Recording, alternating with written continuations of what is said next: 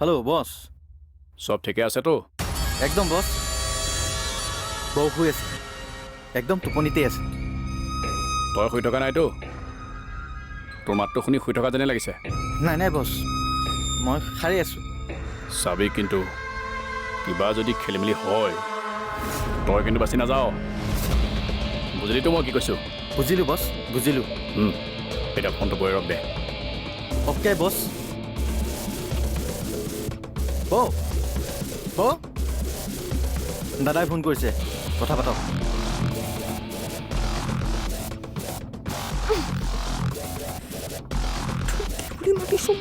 সেইবোৰ বাদ দিয়ক, দাদাৰ লগত কথা পাতক। হেল্ল' চুইটাৰ, ৰাতি টোপনি হ'লনে নাই? টোপনি? কি টোপনি?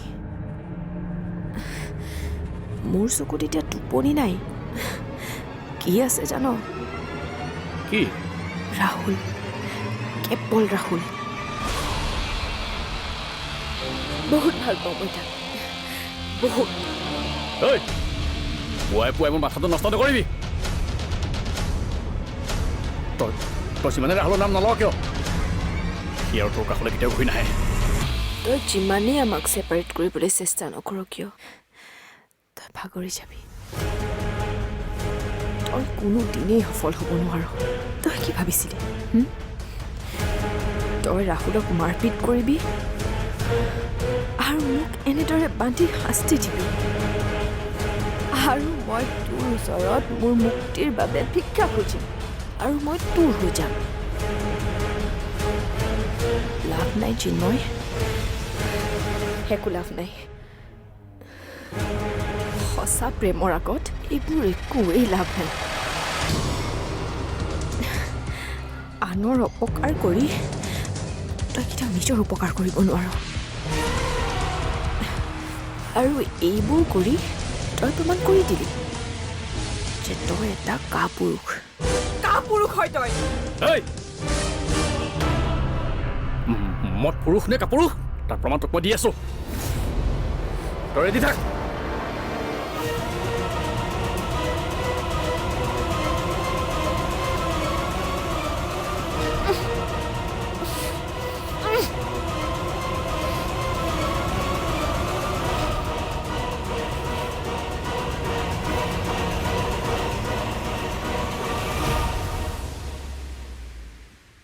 এই কাম চিন্ময়ৰ বাহিৰে আন কোনো কৰিব নোৱাৰে।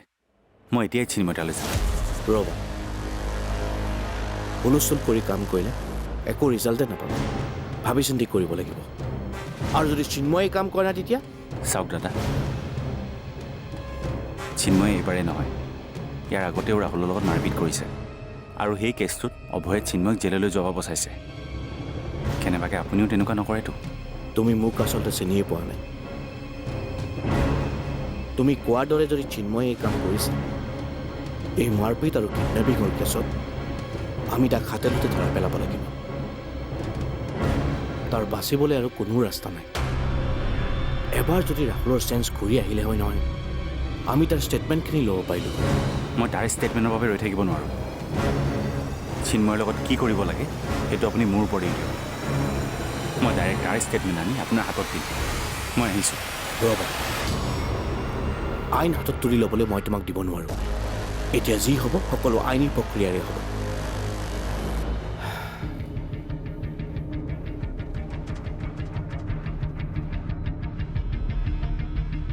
কালি কেইবাবাৰো মই ৰাহুলৰ দেউতাকক সুধিছিলোঁ, তেওঁ কাৰোবাৰ ওপৰত সন্দেহ কৰিছে নেকি। তেওঁতো এবাৰো চিন্ময়ৰ কথা নক'লে। তাৰমানে আপোনাৰ মোৰ কথাৰ ওপৰত বিশ্বাস হোৱা নাই? মই এইবোৰ মানে এনেই কৈ আছোঁ। মই সেইটো কেতিয়াই ক'লোঁ, কিন্তু আপোনাৰ এই কিন্তুটোৰ উত্তৰ মই দি আছোঁ। ৰাহুলৰ দেউতাকে বিপদলৈ ভয় কৰে, আৰু এই সময়ত চিন্ময়ৰ নাম লৈ তেওঁ আৰু বিপদ মাতি আনিব বিচৰা নাই। কথাটো সেইটোৱেই।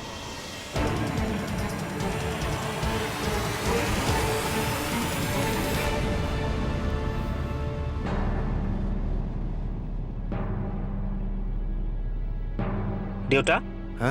তুমি ইয়াতে আছা? মই তোমাক গোটেইখন বিচাৰি চলাত কৰিলোঁ। অনুজ, মই সকলো বুজি পালোঁ। কি বুজিলা দেউতা? আমাৰ তৃষ্ণা আৰু ৰাহুলৰ সম্পৰ্কটোৰ কথা ই বদমাছ চিন্ময়ে সকলো গম পাই গ'ল পাগল হৈ পৰিল আৰু ৰাহুলক মাৰপিট কৰি তৃষ্ণাক দেউতা সি আমাৰ তৃষ্ণাক মাৰি পেলাব নেকি যি কি কথাবোৰ নকবিচোন তৃষ্ণাক সি ক'ৰবাত লুকুৱাই ৰাখিছে ক'ত লুকুৱাই ৰাখিছে সেইটো এতিয়া আমি উলিয়াব লাগে তাইক বা এতিয়া কি অৱস্থাত ৰাখিছে তাকেই মই এই চিন্ময় বোলাটো আগতে ইমান বেয়া বুলি ভবা নাছিলোঁ কিন্তু সিদিনাখন ৰাতি লগ পাওঁতে মোৰ অকণমান সন্দেহ হৈছিল ৰাতি তই আকৌ তাক কেতিয়া লগ পাইছিলি কি কৈছিল কিবা কৈছিল নেকি নাই মোক তেনেকৈ একো কোৱা নাই তৃষ্ণাবাকহে কৈছিল কি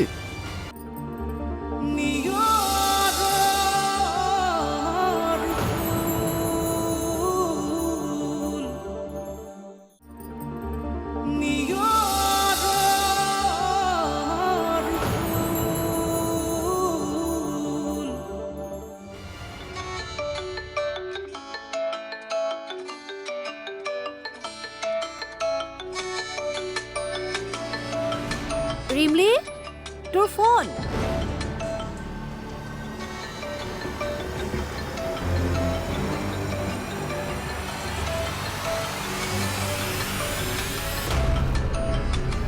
ৰিমলিক ত্ৰিদীপে কিয় ফোন কৰিছে ত্ৰিদীপৰ লগত ৰিমলিৰ কি কথা থাকিব পাৰে ফোনটো ৰিচিভ কৰোঁ নেকি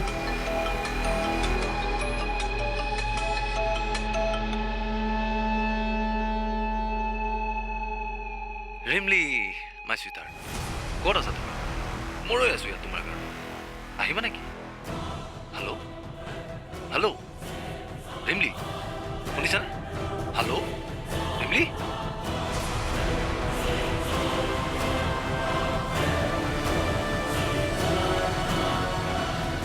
তাৰমানে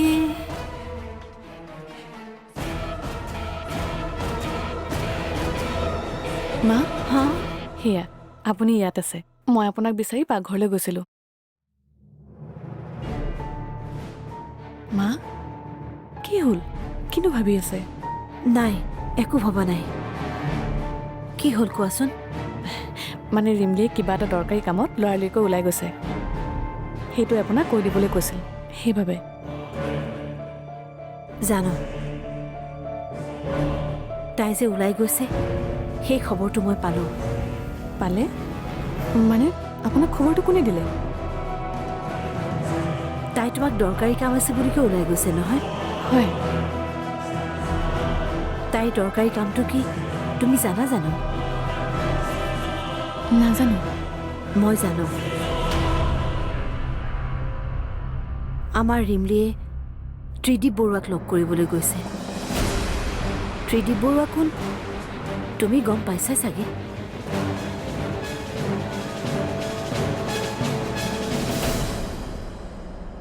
কি গম পালে আপুনি তৃষ্ণা ক'ত কোন তৃষ্ণা অ' আপোনাৰ ভতিজী তৃষ্ণা তাৰ বিষয়ে মই কেনেকৈ জানিম হে তাই ক'ত আছে কি কৰিছে কেনেকৈ আছে সেইটো আপুনিহে গম পাব মোক প্ৰশ্ন কিয় কৰিছে আপুনি গম নাপায় নেকি তাইৰ মোৰ মাজত যে কোনো সম্পৰ্ক নাই মই সকলো জানো চিন্ময় মই এইটো ভালদৰে জানো যে তৃষ্ণাক তুমিয়ে লুকুৱাই ৰাখিছা কি কৈ আছে হে আপুনি তাইক মই কিয় লুকুৱাই ৰাখিম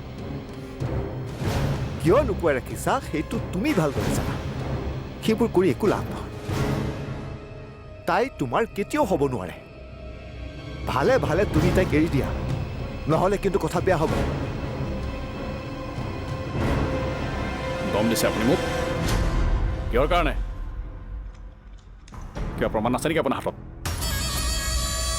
একো প্ৰমাণ নাই গতিকে মিছামিছি মোৰ ওপৰত অপবাদ জাপি দিব মোৰ দেউতাই পৃথিৱীৰ পৰা মোক এৰি যোৱা আজি একমাহো হোৱা নাই গতিকে ভালে ভালে যাওক নহ'লে কিন্তু কি কৰিবা তুমি মোক মাৰিবা নে কাটিবা মাৰিলেও মাৰা কাটিলেও কাটা যেতিয়ালৈকে তুমি মোক তৃষ্ণাক মোৰ হাতত গতাই নিদিয়া মই ইয়াৰ পৰা এখোজো লৰচৰ নকৰোঁ হয় নেকি তেতিয়াহ'লে মই লৰচৰ কৰাই দিওঁ দেউতা দুখ পালা নেকি মই জানিছিলোৱেই তুমি ইয়ালৈ আহিবা বুলি কি দৰকাৰ আছিল তোমাৰ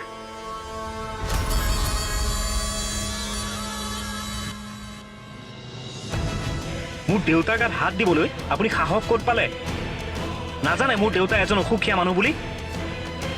এই অসুখীয়া মানুহ হস্পিটেলত থাকিব লাগে, নহ'লে ঘৰত থাকিব লাগে। ঘৰতে বহি আৰাম কৰি থাকিব লাগে। তাৰে তাৰে ঘৰত আহি দিগদাৰ কৰি থাকিব নালাগে। নেক্সট টাইম অলপ চাবি। মোৰ দেউতাকতো মই স্বামী, কিন্তু আপোনাক কোনে চাব? আপোনাৰতো কোনোৱেই নাই। আৰু আপুনি আমাৰ কথা চিন্তা কৰিব নালাগে, নিজৰ কথা চিন্তা কৰক। মোৰ বাৰ গাত যদি আঁচোৰ এটাও পৰে, তেতিয়াহ'লে কিন্তু মই চব জ্বলাই চাৰখাৰ কৰি দিম। ব'লা দেউতা। তই এইবাৰ হাৰি যাব নোৱাৰ চিন্ময়, কেতিয়াও নোৱাৰ। ব'ল।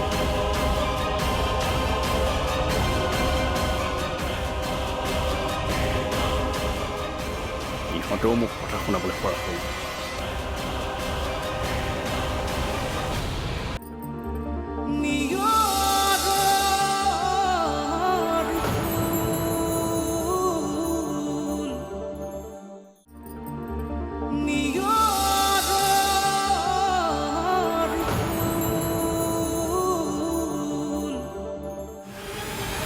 তহঁতৰ হৈছে কি? মিছাতে মোৰ পিছত পৰি আছ যে? তহঁতৰ ফেমিলিত কোন মৰিছে কোন হেৰাইছে মই কেনেকৈ জানো? মিছাতে মোক এইবোৰত নাটানিবি।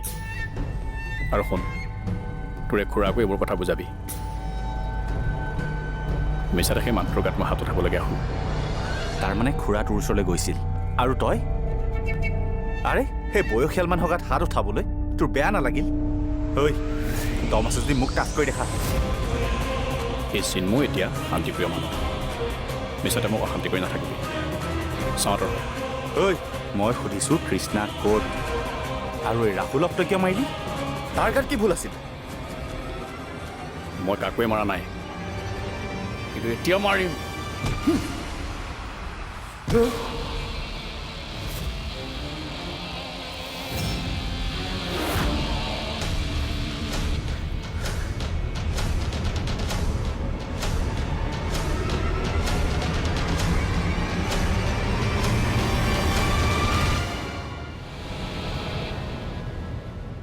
আপুনি চিন্তা নকৰিব মা, চব ঠিক হ'ব। কেৱল তাইক ঘূৰি আহিলে আপুনি একো নজনাৰ ভাও ধৰিব। তেতিয়া কি হ'ব? মই এই কথাটো তাই আপোনাক নিজে কোৱাটো বিচাৰোঁ। তেতিয়া আপুনি কি ভুল কি শুদ্ধ নিজে বিচাৰ কৰি ল'ব পাৰিব। আৰু এনেও ৰিমলিক ত্ৰিদীপেতো ক'বই যে সি ফোন কৰোঁতে কোনোবাই ফোনটো ৰিচিভ কৰিছিল। আজি তাই ফোনটো এৰি থৈ নোযোৱা হ'লে আমিতো এইবোৰ কথা গমেই নাপালোঁ হয়। ত্ৰিদীপৰ গাত একো দোষ নাই, দোষ মোৰ ছোৱালীৰ। তুমি তাইৰ মৰসাহটো দেখিলানে? ত্ৰিদীপৰ বিষয়ে তুমি তাইক সকলোবোৰ কোৱাৰ পিছতো তাই তাৰ লগত সম্পৰ্ক গঢ়িলে। তাৰমানে তাই তাৰ প্ৰেমত অন্ধ হৈ গ'ল। নহয় মা, কিজানি সি তাইক নিজ ইচ্ছাৰে অন্ধ কৰিছে। মানে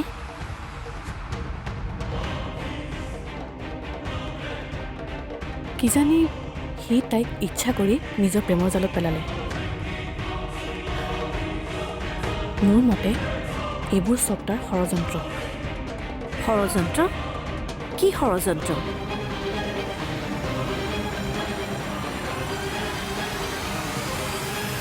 তোক মই কিমানবাৰ ক'ব লাগে, কৃষ্ণা আৰু ৰাহুলৰ লগত মই একো কৰা নাই। এই কামটো তই নকৰিলে আন কোনে কৰিব? আন কোনেও এনেকুৱা জঘন্য কাম কৰিব নোৱাৰে। তোক মই শেষবাৰৰ বাবে সুধিছোঁ। তই যিমান বাৰ নুশুধ কিয়, মই এটা কথাই ক'ম, মই নাই কৰা নাই কৰা নাই কৰা। তই যদি নাই কৰা আন কোনে কৰিব? আৰু যদি তই সঁচাই কৰা নাই, মোক আচল কালপিতজনক বিচৰাত সহায় কৰ। অন্ততঃ কৃষ্ণাৰ বাবে তই এইখিনি কৰিব পাৰ। বাৰু, কিন্তু মোৰ কি লাভ হ'ব? হা? যদি তৃষ্ণাক তই মোলৈ বিয়া দিম বুলি কথা দিয়, তেতিয়াহ'লে মই তোৰ লগত আছোঁ। ঠিক আছে, তোৰটোৱে হওক। মই তোৰ লগত তাইক বিয়া দিম, কথা দিলোঁ মই। এনেকৈ ক'লে নহ'ব। এইখিনি কথাকে তই মোক এগ্ৰিমেণ্ট পেপাৰত লিখি দিব লাগিব। তই ছাইন কৰাৰ পিছতে মই বিশ্বাস কৰিম। এটা কথা কি জান, এই স্বাৰ্থপৰ মানুহবোৰক মই বৰ বেয়া পাওঁ, যিয়ে কিবা এটা পোৱাৰ আশাত কিবা এটা কৰে। তথাপিও মই তোৰ বাবে চাইন কৰিম কিন্তু কাগজত নহয় তোৰ এই মুখখনত